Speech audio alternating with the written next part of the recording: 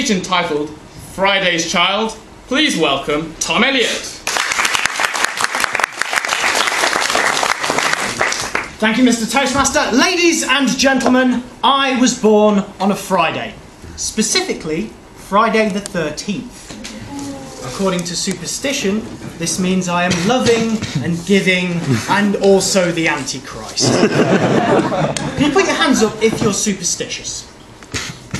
Serves me right for asking that question in a room full of scientists. I was raised to be very superstitious. My mother would fret over any little thing that we said or did that might have invited misfortune. Don't cross on the stairs, it's bad luck. Don't walk under that ladder, it's bad luck. Don't put your shoes on the table, someone will die. Even now, I find an irresistible compulsion to say the words touch wood after any sentence that might tempt fate. When I was 8 years old, my mum was involved in a horse riding accident and broke her back. I was inconsolable. I thought it was my fault for stepping on a crack. Now I thought I probably wasn't the only person who was raised with such a complex set of rituals and charms, so I conducted a little survey. I asked my friends on Facebook and Twitter what some of their stranger superstitions were. Here are some examples. Always completely smash the shell of a boiled egg before you put it in the bin. Or a witch will use it to sail out to sea and shipwreck sailors. Never hang a horseshoe the wrong way up, because all the luck will run out. Never hang a horseshoe the right way up, because a witch will swing on it. I have to be out of the bathroom before the toilet finishes flushing, or a monster will get me. I think that might border on obsessive-compulsive disorder. I even got a few examples from as far away as Sweden. Now in Sweden, the manhole covers sometimes have K's on them. And in Swedish, the word for love begins with a K. So if you step on one of these manhole covers, love will come your way. However, some of the manhole covers have an A on them, and they're bad luck. You step on one of those, you have to get a friend to punch you in the back 3 times to expel the bad luck. Personally, I think getting punched in the back 3 times is bad luck in itself, but there you go. Now, not all superstitions relate to good fortune. Many are around predicting the weather.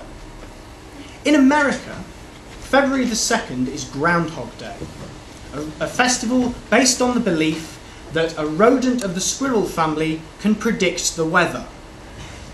If he comes out of his home and sees a shadow, winter will continue for 6 more weeks. If he doesn't see a shadow, spring will come early.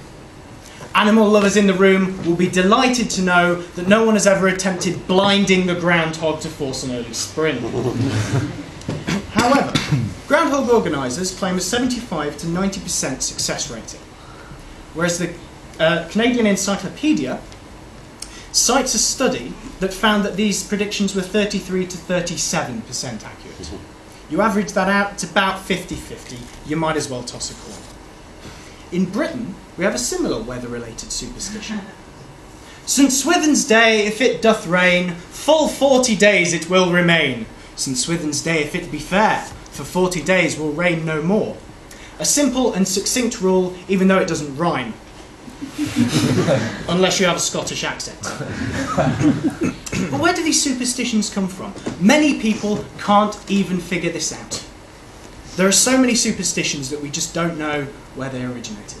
Take the black cat, for example. Some people believe this goes back to ancient Egypt, when cats were venerated as gods. Some people believe that it's associated with black magic and witchcraft. Others just think some people are afraid of cats. Now, from cats to pigeons. In 1947, a study at the University of Indiana placed a number of pigeons in a cage with an automated feed dispenser. This would provide food at set intervals regardless of what else happened.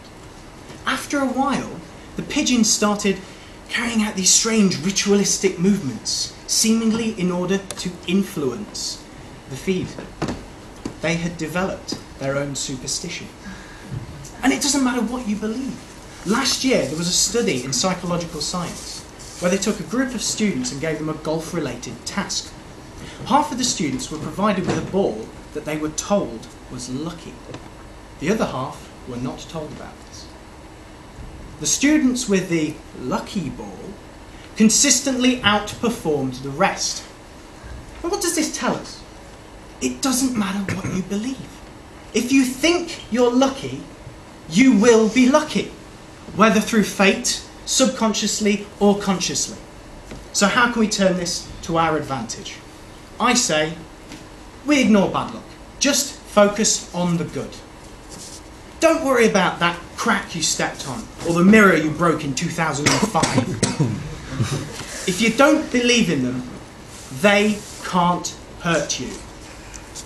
Touch wood.